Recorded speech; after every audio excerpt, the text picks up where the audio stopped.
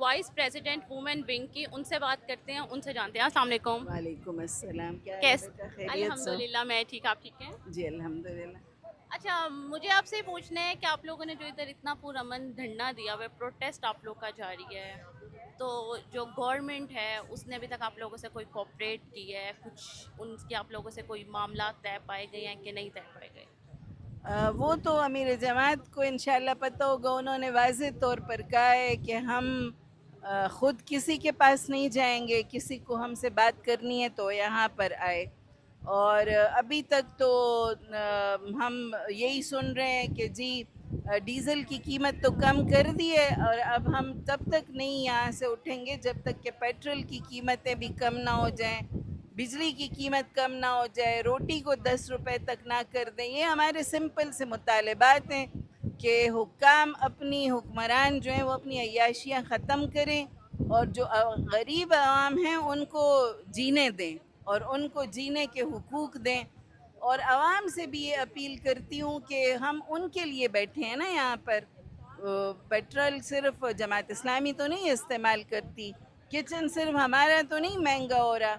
आप देखिए कि आप सब्ज़ी लेने जाएं तो वो ही इतनी ज़्यादा महंगी हो गई है, दालें इतनी ज़्यादा महंगी हो गई है। गरीब आदमी रोटी खाए या दाल खाए, वो पहले इस पे ही गुजारा कर लेता था, तो वो भी अब उनकी रीच से बाहर होता जा रहा है।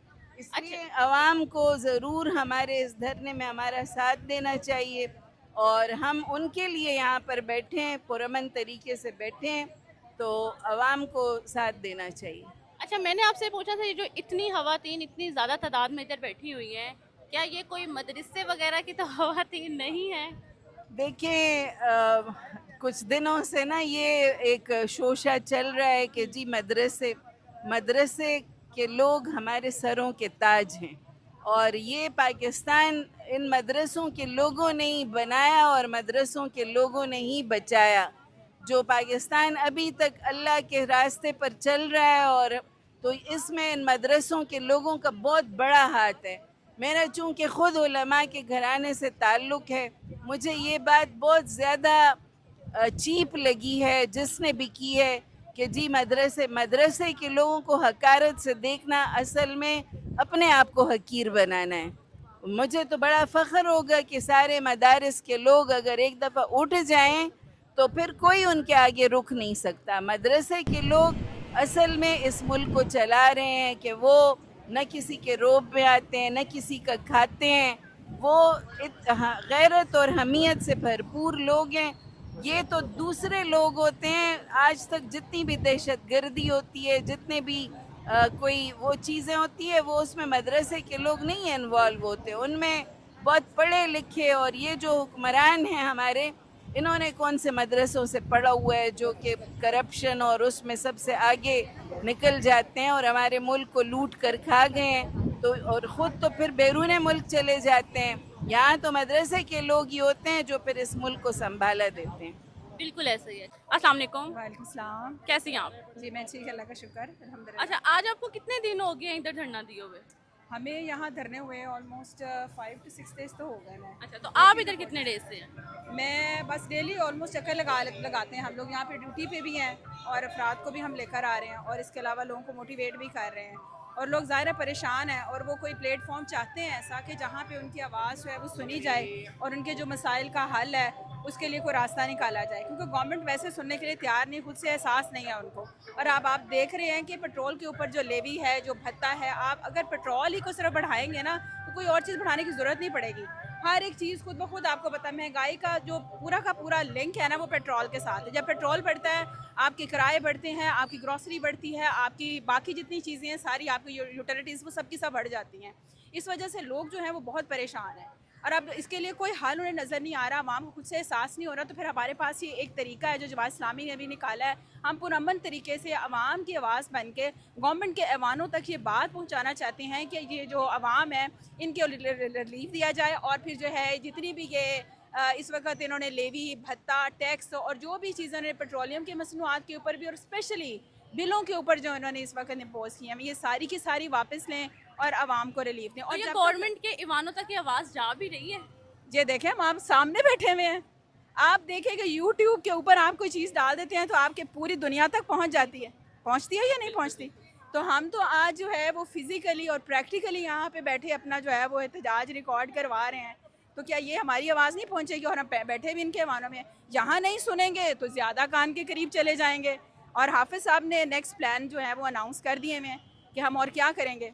तो लेकिन अब ये देखिए ना कि इन 7 दिनों में, इन 15 दिनों में 7 रुपया पेट्रोल भी तो महंगा हो गया ना।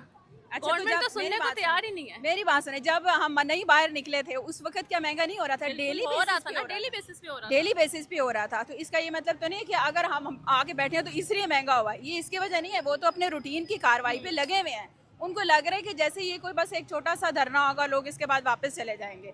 लेकिन ये हम इसको प्रोलॉन्ग करेंगे, हम इसको जो है वो आगे मज़ीद बड़े धरनों में लेकर जाएंगे। जो इनके इस्लामाबाद के अंदर ऐवान है जहाँ पे ये बैठे हुए हैं और ये समझते हैं वहाँ कोई परिंदा पर नहीं मार सकता, हम इंशाल्लाह वहाँ तक पहुँचेंगे। अगर ये वहाँ भी हमारी आवाज़ नहीं सुनते तो हम पूरे मुल्क के अंदर जो है वो पूरी तहरीक चलाएंगे। और जब तक ये हमें हमारा हक नहीं देते, ये हमारा एक कॉन्स्टिट्यूशनल राइट भी है और एज अ ह्यूमन भी हमारा राइट है और एज अ पाकिस्तानी सिटीज़न भी हमारा राइट है।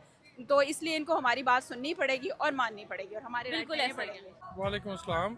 इस धरने को आई थिंक आज छठा दिन है, छठा दिन है। और छठे दिन में गवर्नमेंट ने क्या आप लोगों के साथ कॉम्प्रोमाइज़ किया? नहीं जी, हम लोग अपनी जगह डटे हुए हैं कि हम धरना देंगे और पेट्रोल को 225 रुपए करवा के जाएंगे। लेकिन गवर्नमेंट मेरा ख्याल है अपनी जगह पे डटी हुई है कि हम इसको कम नहीं करेंगे। और मेरा ख्याल है ये 15 दिन में, ठीक है, ये जितने दिन हो गए हैं इनमें 7 रुपये पेट्रोल महंगा हो चुका हुआ है। और नहीं, पेट्रोल महंगा हुआ है, लेकिन दूसरी तरफ आप देखें ना कि 32 रुपए डीजल जो है ना वो कम भी किया है। लेकिन ये भी एक मजाक ही चल रहा है। हम तो 225 रुपए से कम ऊपर कुछ भी बर्दाश्त करने के लिए तैयार नहीं है। और हाफिज साहब ने अगली कोई लाइन्स का अनाउंस किया हुआ है कि हम इंशाल्लाह कोई अगले लाहे अमल का ऐलान करेंगे और यहाँ से पैदल मार्च भी हो सकता है और भी बहुत सारी ऑप्शंस हैं। तो जैसे हाफिज साहब कहेंगे, मेरा ख्याल है ये धरना बहुत लंबा चलेगा।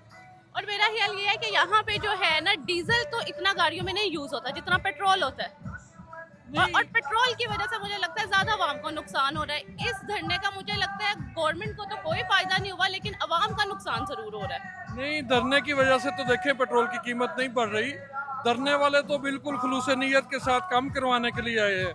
लेकिन यह है कि गवर्नमेंट की जो बेहिसी है, और या आप उसको जो भी कह लें, वो ज़रूर है यहाँ हो गई है कि वो इतने ढीठ हैं कि पेशावर में, कराची में, लाहौर में लोग सड़कों के ऊपर बैठे हुए हैं और 7-8 दिन से 6 दिन से एहतजाज कर रहे हैं। इसके बावजूद अगर वो पेट्रोल बढ़ाते तो इसमें गवर्नमेंट की बेइज्जती है।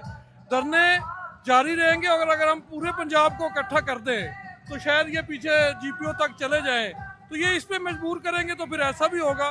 जारी बात है, जमात के वसाइल लगते हैं, जमात एक एहतजाज कर रही है।